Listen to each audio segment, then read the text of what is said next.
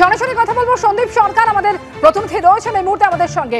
Sandeep, IMA রাজ্য শাখা নির্বাচনের প্রস্তুতি বৈঠক, সেখানে যেভাবে বাদানুবাদ এবং সেখান থেকে উত্তেজনা তৈরি হলো আমরা দেখলাম, ঠিক কি বক্তব্য বাকি চিকিৎসকদের?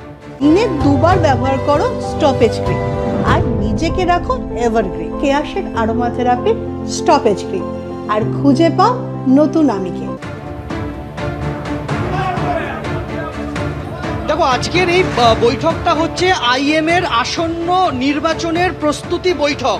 আজকের এই বৈঠকে সদস্যরা যাদের যাদের নাম প্রস্তাব করবেন, পরবর্তীতে ভোটের ময়দানে তারাই মনোনয়ন জমা দিতে পারবেন।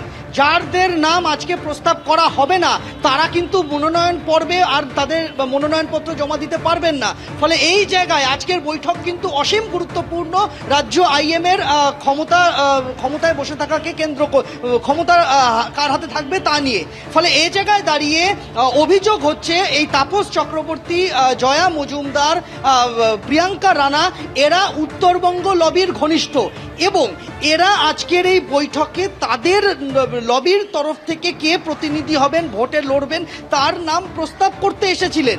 এবং সেই প্রস্তাব করার আগেই আমরা দেখলাম যে বৈঠক শুরু হওয়া মাত্রই, তারা সেমিনার রুমে ঢোকা মাত্রই তাদেরকে ঘিরে গো ব্যাক স্লোগান, বিক্ষোভ, অভিযোগ উঠছে গালিগালাজের, অভিযোগ উঠছে নিগ্রহ হেনস্থার, তা শুরু হয়ে যায় এবং তারা বেরিয়ে আসেন হল থেকে। মিটিং ছেড়ে তাদের বেরিয়ে যেতে হয়। এই তাপস চক্রবর্তী, তার বিরুদ্ধে তিনি কে? তিনি হচ্ছেন মালদা আইএম-এর সভাপতি, অপসারিত সভাপতি, যাকে অপসারণ করা হয়েছে। কেন অপসারণ করা হয়েছে? কারণ তিনি আরজি করে গত 9 অগস্ট যেদিন দেহ উদ্ধার হয় তিনি সেখানে গিয়েছিলেন। কেন তিনি সেখানে গিয়েছিলেন? তিনি নিজেই বলছেন যে ওয়েস্ট বেঙ্গল মেডিকেল কাউন্সিলের সেদিন বৈঠক ছিল। বৈঠক শেষে সুশান্ত রায়, তিনি এবং সুরিতা পাল, যিনি কয়েকদিনের জন্য আরজি করের প্রিন্সিপাল হয়েছিলেন সন্দীপ ঘোষ চলে যাবার পর, তারা তিনজন এক গাড়ি করে আরজি করে গিয়েছিলেন। কোথায় গিয়েছিলেন? তারা নাকি সেমিনার রুমে গিয়েছিলেন, স্বীকার করছেন তাপস চক্রবর্তী। কেন সেমিনার রুমে গিয়েছিলেন? তার কারণ হাসপাতাল কর্তৃপক্ষের সাথে কথা বলতে গিয়েছিলেন তিনি। আর এখানেই প্রশ্নটা উঠছে, এখানেই অভিযোগটা উঠেছে যে সেদিন সেমিনার রুমে যারা যারা ছিলেন তাদের মধ্যে অনেকের বিরুদ্ধে তথ্য প্রমাণ নষ্টের অভিযোগ উঠেছে। সেই অভিযোগ তার বিরুদ্ধে উঠেছে, যে কারণে তার সভাপতি পদ মালদা আইএমএ থেকে তাকে সাসপেন্ড করা হয়েছে। তিনি যখন এখানে এসেছিলেন তাই তাকে ঘিরে বিক্ষোভ শুরু হয়।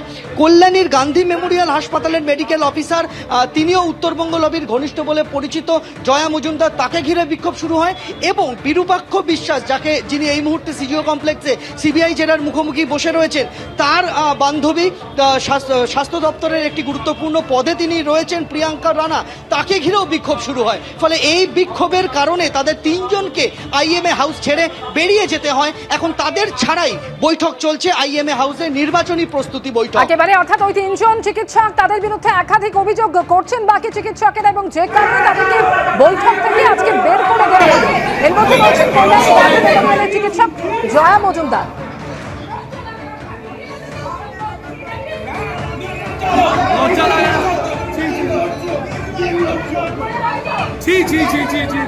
এত পোস্টের লোভ এত ঠিক